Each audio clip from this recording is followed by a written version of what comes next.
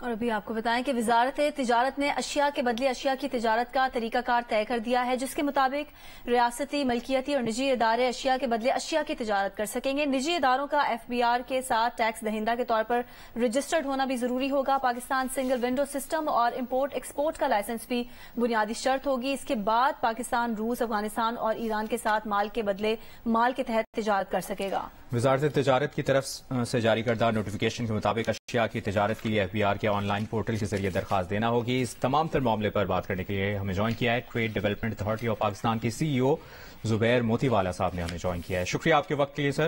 کہیے گا، روس، افغانستان اور ایران کے ساتھ بارڈر ٹریڈ کی سہولت ملنے سے ان ممالک سے تجارت میں کتنی بہتری آ سکے گی، اور اس وقت ان ممالک کے ساتھ تجارت کا حجم کتنا ہے؟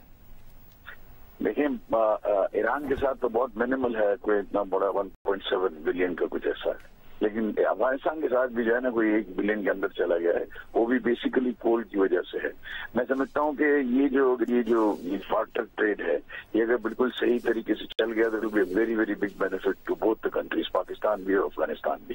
لیکن اس کے اندر جو انہوں نے کیویٹ لگائے کہ جی وہ رجسٹر، وہ بالکل ٹھیک انہوں نے لگائے، لیکن کموڈٹی ٹو کموڈٹی ہے۔ اب اس کی سرٹینیشن جو ہوگی کہ پرائس کی سرٹینیشن ہوگی، آپ کتنے کا مال بھیج رہے ہیں اور کتنے کا لا رہے ہیں، وہ بھی جو ہے نا اس کا سسٹم جو ہے نا اس کو سمجھنے کی کوشش کریں گے۔ لیکن آئی تھنک انہوں نے بالکل ٹھیک کیا کہ یہ پارٹی B2B کر دیا۔ پہلے یہ جو ہے نا یہ چیمبرز کے ساتھ وہ کر رہے تھے، اسکرو اکاؤنٹ کی بات کر رہے تھے۔ اب اٹ از ناؤ کلیئر کہ بھائی اگر میں نے کول منگانا ہے اور سامنے میں نے اگر فروٹ ایکسپورٹ کر دیا یا واٹ ایور جو میرے پاس جو میں افغانستان کی امپورٹ کی چیزیں وہ ایکسپورٹ کر دیں، تو میرا حساب کتاب وہ B2B businessman to businessman ہو جائے گا۔ I think it will pave way for more and more export.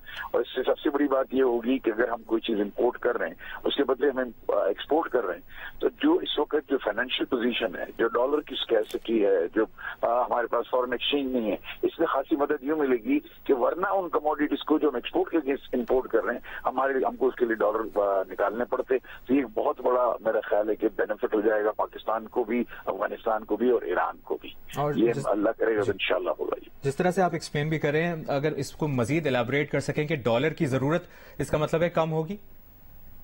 بالکل جی، دیکھیں اب ایک چیز آپ نے مثال کے طور پر چاول ایکسپورٹ کیے ایران کو، اور بدلے میں آپ نے جو ہے نا وہاں سے آپ نے کوئی کیمیکل ہیں، کوئی ڈائز ہیں، کوئی آپ کا جو ہے نا اور جو چیزیں ایران بناتا ہے، پیٹروکیمیکل کے آئٹمز ہیں اور بہت ساری چیزیں جو ایران بناتا ہے، ڈیری آئٹمز ہیں، وہ اگر ہم نے امپورٹ کر لی، اگر یہی امپورٹیشن جو ہے اس کی ضرورت تو پاکستان میں تھی جب امپورٹ ہوئی نا، اگر یہ اگینسٹ ایکسپورٹ نہیں آتی ان کنٹریز کو جو جہاں ایکسپورٹ تھا ہی نہیں، تو یہ ہمارے کو اس کے لیے ڈالر الگ سے کر کے اس کے لیے مہیا کرنے پڑتے جب ہمارا جو ہے نا وہ کام چلتا۔ تو ڈیفینیٹلی جو ہے نا ہمارا کرنٹ اکاؤنٹ ڈیفیسٹ کے اندر بڑا اچھا امپیکٹ آئے گا اس کا، اور اس کو اصل میں ریگولیٹر ایک طریقے کے ساتھ اس کو چلانا پڑے گا۔